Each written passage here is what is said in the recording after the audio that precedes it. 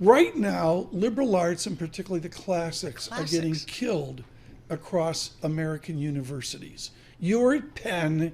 It's truly definitive under classical studies. Defend right now the value you got out of a classical studies education to get you to worry about duration and convexity. So there are many other things you study at university, and I did a lot of sciences, which ultimately helped me with bond math. But I always thought of classics as my avocation while I was studying other things that I knew would lead to a vocation. And I think if you get that balance, it makes for a far better university life. I totally agree in the strongest sense. Did you study Latin and Greek? Are you like former Prime Minister Johnson, where you can waltz right now into Latin or Greek? Arma virumque cano Troiae qui primus aboris.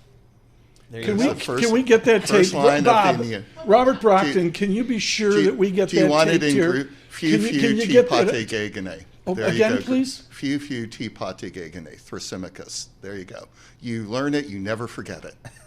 That's great. Paul, can you save the damn interview? Well, I can save it because he also got a CFA. That got him to where he is today, so we're in good shape. So, Bob, what do we do here? I mean, we're going to get a big inflation print tomorrow. A lot of folks are trying to figure out what this Federal Reserve is going to do. It seems like, March off the table, May, not sure. Maybe push it back to June for a rate cut. How are you guys at Morgan Stanley thinking about this? Honestly, Paul, I just want to enjoy the soft landing. Okay. We're in the midst of it now. We've got very low unemployment. We've got stable inflation. We look at the 6-month annualized rate of core PC. It's currently 1.9%. Tomorrow we'll likely get a 0.4. We'll push it up to 2.4. It's okay. It's in touching distance of 2%. You go back a few years, it was 6.6%. So I think the Fed is right to just pause here.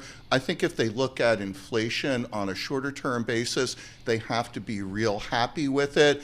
But they were late to hiking rates, thinking inflation would be transitory. They can't make that mistake again. So June still looks like ours and everyone else's central case. All right. I said Morgan Stanley, of course, at JPMorgan. It's all Morgan's, at some point in time. Back when it probably was. Back in the day when it was. So, I mean, you think about this market. I'm looking at INGO on the Bloomberg terminal. That's the Bloomberg index browser, and you get all the fixed income indexes, most of which Bloomberg owns. We're in the red this year. 2022 was just brutal for the fixed income market. A little bit of performance last year thanks to November and December.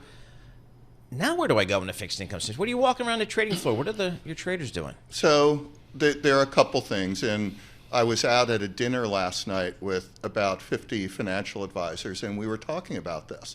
And my greatest concern is not that the market rallies to 1%. I don't really want that. I'd rather have the market back up to about 5% to give more investors an opportunity to get into the market. And I think when you look at the amount of money in money market funds, it's 5.5%.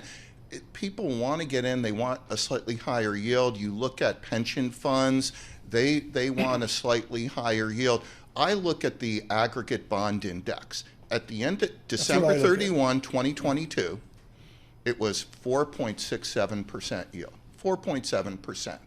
And we were looking at 4 additional rate hikes at the start of 2023. This morning, 5.0%. So you're up about 30 basis points, and we're looking at 3 to 5 rate cuts this year. And Michael Ferroli is going to tell you we're a long way from potential GDP, and for whatever reason, let's say the stimulus, whatever. But I'm just imagining. I mean, the new Park Avenue offices at JPMorgan. Oh boy! Jamie will have a lunch up in the girders, like it's like one of those photos, black and white. Can't wait to get inside that building. He'll go, Bob, come on up with me and sit on a girder. Come and broadcast from there. We'd like to do it. Seriously, I'd like to do that. You line up you and Mr. Diamond, and the number one question Mr. Diamond's going to have for you or his team is all this cash that's out there. How does Bob Michaels think the deployment of trillions of dollars of cash at the margin will occur? Well, I think it's going to go into a lot of different places. First, I think a lot of it will stay where it is because you get a yield on cash, which you didn't get before. And, the Fed cuts rates a few hundred basis. Let's say they take it down to 3%. You're still going to get a yield on cash of about 3%. I think a lot of it's coming into the bond market. Everyone is waiting for the Fed to cut rates. Right. That makes cash less attractive. That's where a lot of it goes.